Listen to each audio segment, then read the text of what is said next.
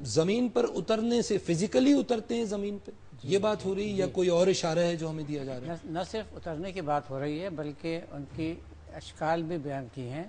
کہ جب حضرت لوط علیہ السلام پر آئے تھے فرشتے بتانے تو ایک لڑکوں کی شکل میں تھے، ٹھیک، نوخیز ینگ لڑکوں کی شکل میں، لڑکوں کی شکل میں آئے تھے۔ تو اس کا مطلب فرشتے جو ہیں وہ انسانی شکل میں بھی دیکھیں اللہ تعالیٰ تو ہر چیز پر قادر ہے،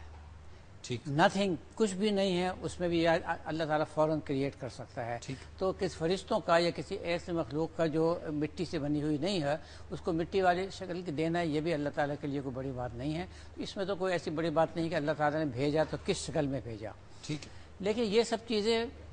actually I'm sorry to interrupt, objective میرے سوال کا یہ کہ ایک تو یہ کہ فرشتے ایک الگ اینٹی جو فزیکلی اتر رہے ہیں، کیا اس بات کو یوں بھی لیا جا سکتا ہے کہ کسی کے دل پہ اس طرح نزول ہو جانا، یعنی جنگ میں اگر فرشتے آ رہے ہیں تو وہ لوگوں میں اتنی اسٹرینتھ پیدا ہو گئی کہ وہ اس جنگ کو جیت گئے، کیا اس طرح بھی لیا جا سکتا ہے؟ دونوں باتیں ہو سکتی ہیں۔ ایک تو یہ کہ لوگوں میں اسٹرینتھ آ جائے کہ وہ زیادہ بہتر مقابلہ کر سکے دشمن سے، اور یہ بھی ہو سکتا ہے کہ ایک معمولی زخم کے آدمی ہے اس کو ختم ہو گیا، مطلب یہ بھی ایک مدد ہے نا، دشمن ایک معمولی زخم کا تھا جو مر نہیں سکتا تھا لیکن اللہ تعالیٰ نے اس کو بھی مار دیا۔ ٹھیک ہے، یعنی دونوں باتیں ممکن ہیں مفتی صاحب۔ دیکھیں اس پر میں قرآن کریم کا 30واں پارہ ہے، سورہ انفطار ہے، وَإِنَّ عَلَيْكُمْ لَحَافِظِينَ كِرَامًا كَاتِبِينَ يَعْلَمُونَ مَا تَفْعَلُونَ، کہ تمہارے اوپر حفاظت کرنے والے فرشتے مقرر ہیں جن کا نام کرامن کاتبین ہیں، وہ سب کچھ جانتے ہیں جو تم کرتے ہو۔ اس کی تشریح علماء نے یوں کی کہ ایک فرشتہ دائیں طرف جو نیکی کو لکھتا ہے، ایک بائیں طرف جو برائی کو لکھتا ہے، اور فرمائے دن کے الگ ہیں رات کے الگ ہیں، فجر اور عصر میں ان کی ملاقات ہوتی ہے، ڈیوٹیز چینج ہونے کا ذکر اور ایک فرشتہ وہ ہے جو نہ دن میں جدا ہوتا ہے نہ رات میں۔ قرآن کریم کی ایک آیت ہے لہو معقبات من بین یدیہ ومن خلفہ یحفظونہ من امر اللہ، کہ ان کے ایسے حفاظت کرنے والے فرشتے ہیں جو ان کی حفاظت کرتے ہیں آگے سے بھی پیچھے سے بھی۔ اس کے ضمن میں احادیث سے ثابت ہے کہ ہر انسان کے ساتھ 10 فرشتے دن میں 10 رات میں ہیں جو شیاطین سے ان کی حفاظت کرتے ہیں، اور جتنی بھی ایسی مضر چیزیں ہیں، سام، بچو، حشرات الارض، جب تک اللہ کا امر نہ ہو تو یہ فرشتے انسانوں کی حفاظت کرتے ہیں۔ جہاں تک جنگ بدر میں اترنے کی بات ہے، ایک آیت میں ہے 1000 فرشتے اترے، دوسری آیت میں ہے 3000 فرشتے اترے، تیسری آیت میں ہے 5000 فرشتے اترے۔ اب اس کے اندر تدبیق ایسے کی علماء نے کہ شروع میں 1000 فرشتے آئے، پھر مسلمانوں کی تسلی کے لیے رب نے 3000 اتارے، اور پھر آخر میں اس لشکر کو 5000 میں تقسیم کر دیا۔ اگر مجھے اس وقت آیت کا ذہن میں ریفرنس نہیں آ رہا، لیکن جس آیت کی آپ بات کر رہے ہیں اس میں ہے کہ اگر تم پہ اچانک حملہ ہو تو 5000 فرشتے بھیج دیے جائیں گے، اس طرح کی کوئی بات ہوئی ہے جہاں تک مجھے یاد پڑ رہا ہے؟ Is that true؟ نہیں، ایسی بات نہیں ہے، بلکہ یہ بات ہے کہ اللہ رب العالمین نے سٹیپ بائی سٹیپ تدریجاً ان فرشتوں کی تعداد کو بڑھایا، یعنی فرشتوں کا اترنا ثابت ہے۔ ہاں جی، اور اس میں مردفین، مصومین اور منزلین، ان کی جو صفات ہیں اس کو اللہ نے آئسولیٹ کیا کہ پہلے فرشتے جو ہیں وہ پے در پہ اترے، دوسرے کے بارے میں صرف منزل کا صیغہ استعمال کیا، تیسرے کے بارے میں نشان لگے ہوئے۔ بعض روایات میں آتا ہے کہ انہوں نے امامے بھی باندھے ہوئے تھے، سفید امامے باندھے ہوئے تھے، اور بالکل وہ اپنی شکل میں تھے، اور فرشتہ کسی بھی شکل میں متشکل ہو سکتا ہے۔ 65 کی وار میں بھی ویسے یہ بڑی، اگر عاصم صاحب آپ کچھ بتانا چاہیں، 65 کی وار میں بھی کہا جاتا ہے کہ جو پاکستان انڈیا کی ہوئی تھی کہ اس میں بھی فرشتوں کا ایک رول بہت سی کتابوں میں نے پڑھا۔ اصل میں یہ بات مطلب جنگ بدر پہ تو کوئی وہ نہیں ہے کیونکہ ماشاءاللہ قرآن نے اس کو اتھینٹیکیٹ کر دیا ہے، اور میں 65 کی وار سے پہلے ایک بات اور بتانا چاہتا ہوں کہ اگر آپ انہی آیات کے اندر ایک تذکرہ یہ بھی ہے کہ کفار کے اوپر ایک کیفیت بھی طاری کر دی گئی تھی جس میں انہیں جو نارمل مسلمان تھے جن کی تعداد 313 تھی وہ ڈبل یا ٹرپل نظر آ رہی تھی، اور مسلمانوں پر بھی کیفیت طاری کر دی گئی تھی جنگ شروع ہونے سے پہلے تھوڑی دیر کے لیے، ایک جھپکا سا جو نیند کا آتا ہے وہ ان کے اوپر آ گیا تھا، جس کی جب وہ اس سے نکلے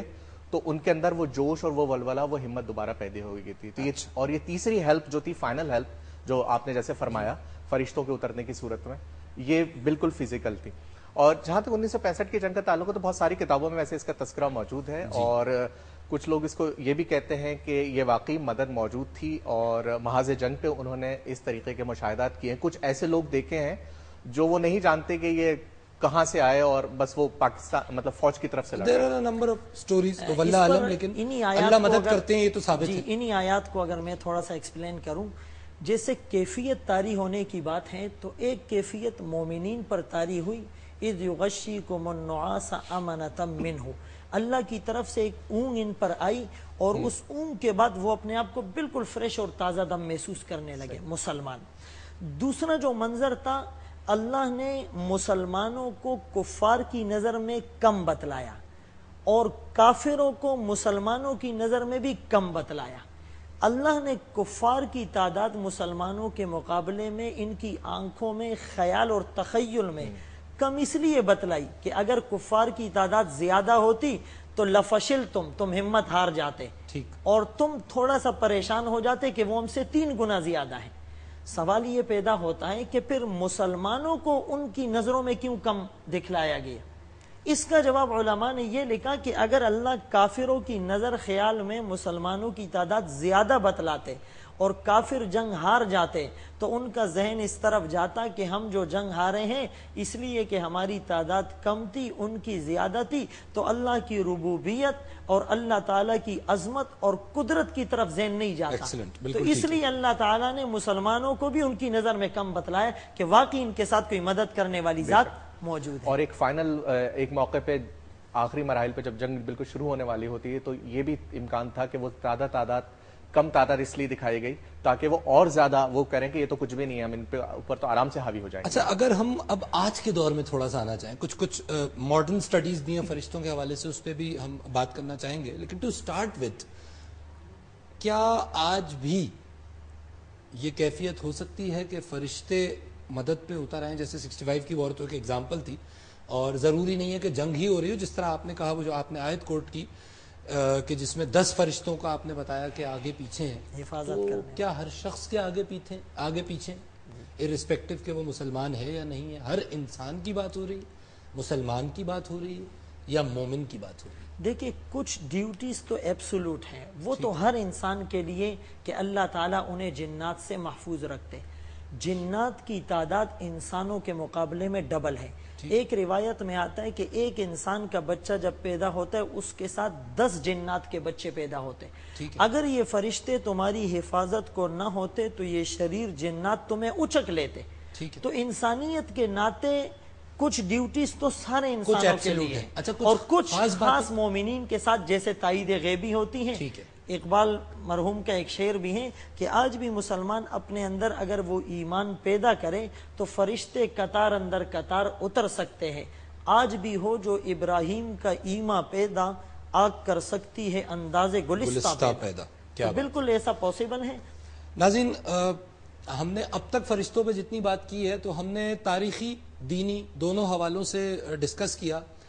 آج کی ترقی یافتہ دنیا میں بھی فرشتوں کا وجود مختلف حوالوں سے ثابت ہوتا ہے. مختلف سائنسز ہیں جو انسان نے اپنی عقل و شعور سے دریافت کی کہ جس کے اندر فرشتوں کے حوالے سے ریسرچ کی گئی ہے. تو ہم اپنے اس پروگرام کے آخری حصے میں تھوڑا سا ٹچ کریں گے, ایکسپلور کرنے کی کوشش کریں گے ماڈرن سائنسز کی روح سے فرشتوں کا رول اور کس انداز میں آج انسان فرشتوں کی ماہیت اور حیثیت کو سمجھتا اور دیکھتا ہے. ہمارے ساتھ ہی رہیے گا, ایک وقفہ لے کر حاضر ہوتا.